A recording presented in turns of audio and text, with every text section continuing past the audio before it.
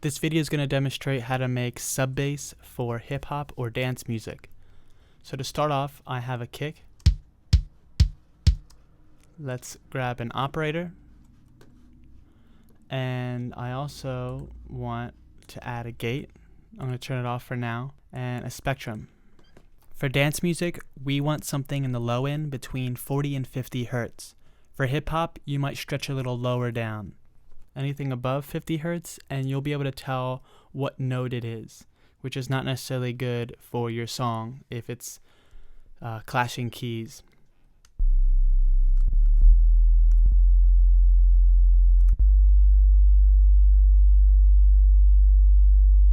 So this looks good. Let's insert MIDI clip, and I'm going to draw this out.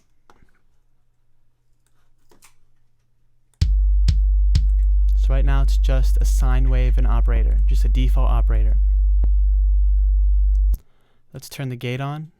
I'm going to set it to sidechain, set the input to drum rack, so that every time the kick hits, it's going to trigger the sidechain and open up the gate.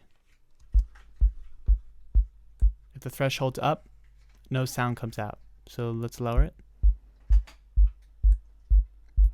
I'm going to set the return to 0, set the floor to 0, set hold to 0.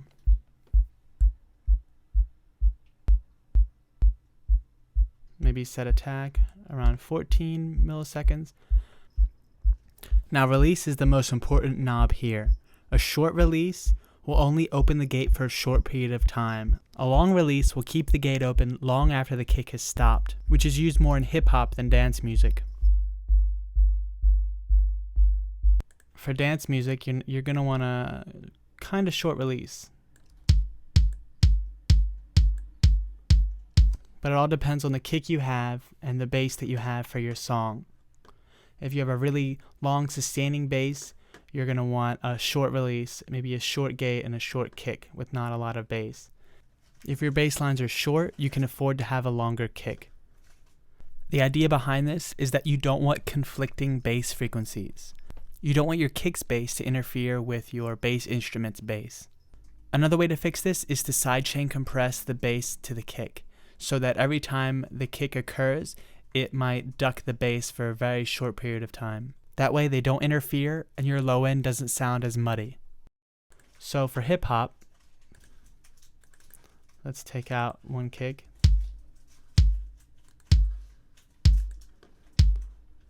You would just make the release a bit longer. You can also try adjusting the hold and then add some compression.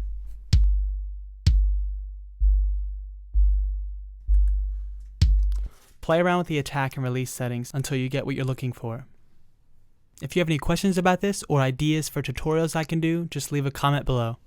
Thanks for watching.